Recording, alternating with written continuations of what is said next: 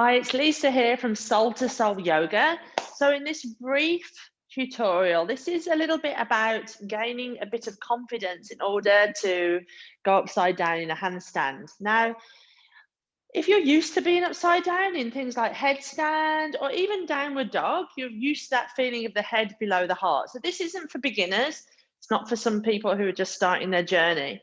So an excellent way to start feeling that sort of ability to be upside down is in downward dog. But I'm going to show you, most of us, we're used to downward dog if you do a more energizing practice of yoga, but handstand is a little bit more tricky, mostly because of our maybe lack of strength in the shoulders and a bit of lack of confidence sometimes. So I'm going to show you a way to work and build your confidence slowly, and so that you don't feel it's too risky and for you.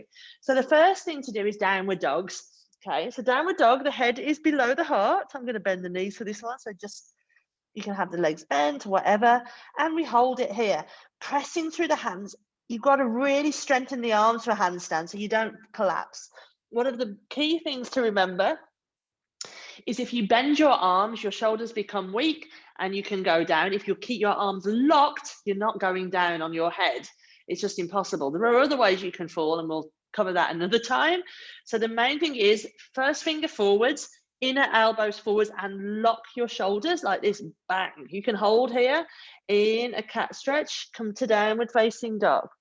So that's stage one, holding it here. Stage two, to start to build a little bit more strength and confidence, is to walk your feet forward towards the hands. Okay, and then press through the hands and then come up onto the tips of your feet and back. You can have a little bit more space if you need to. Forwards, so you transfer the weight to the hands, but you're not lifting your feet, and down. Now, if that's hard for you because your hamstrings are a bit shorter, that's kind of normal. Use some blocks. Hands on blocks, press down, forwards, take the weight into your hands and back. See, I lifted. Up, press through the hands, lift, and back. And you start to build a little bit of strength, a little bit of confidence in your arms that you're not going to fall, okay? So you could try them too to start with. Again, it's just about testing and keep working on that upper body strength and confidence. Another really good technique to build that feeling that you're going up is doing it by reverse. So hands come down, you're going to come into a short downward facing dog. So the hands aren't too far forwards. And then take one foot up, bend the leg, push through the foot, strong through those arms, lift. And you might just do this a few times. Push through the foot, your shoulders have to come forward and lift. It's harder the closer the hands are to the wall. So move your hands a little bit further away to start with if you need to. Lift. One, push through the hands, strong arms, lift. Keep going like that. Okay, so you're not taking your shoulders too far forwards, but you will be building lots of confidence, lots of stretch, and lots of ability to know that you can support yourself. When that becomes easy, we can try the two legs. So again, hands down, push, lift, and come to a half dog. So this way, hopefully you're not going too far over the shoulders, so you're not feeling, you could even bend the knees and just kind of explore moving that weight into the hands, but without the fear of going that way, because you're keeping your weight back towards the wall. But again, trick is inner elbows forwards, press through the hands. You're not going down if you can rely on your arms. And you know that you can bring your legs down as soon as you start to feel weak or you've had enough. When that's easy, we try something a little bit harder. So we take the hands down and we come up into an L shape, and then we maybe lift a leg.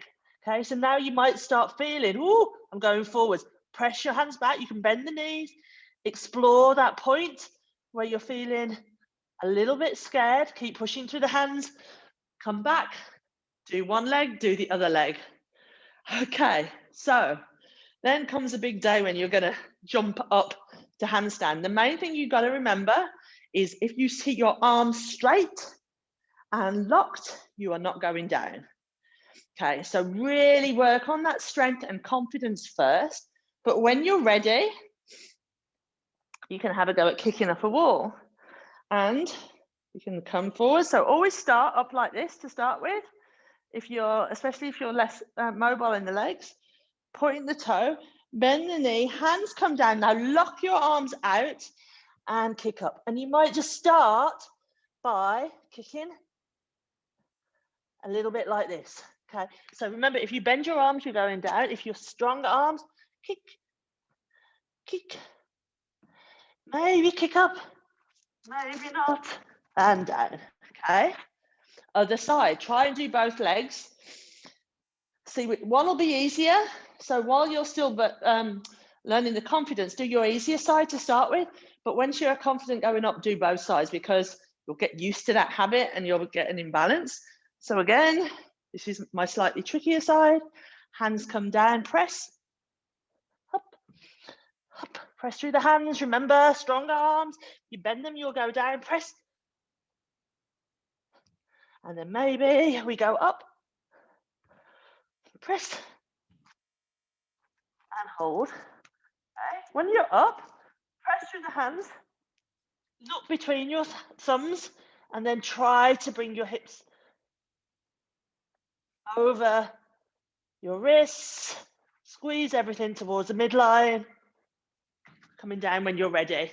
So start with those little drills, really good ones as well, to strengthen wrists, shoulders, planks. You know what to do with planks. I'm not going to do one now. Cat cows, inner elbows forwards, downward dogs. Maybe even things like a short dog, lift a leg.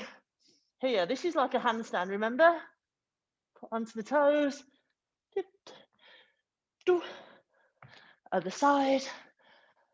Yeah, give those a go.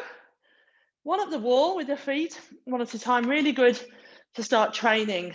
And really it's a case of repetition until you become confident enough that you're not going to let yourself fall. I'll do another video on how to fall. So when we start moving away from the wall, or if you're doing one of those L ones, you know how to come out of it, but try not to for now. Just build the confidence on those lower range motions and practice, all is coming. Keep going.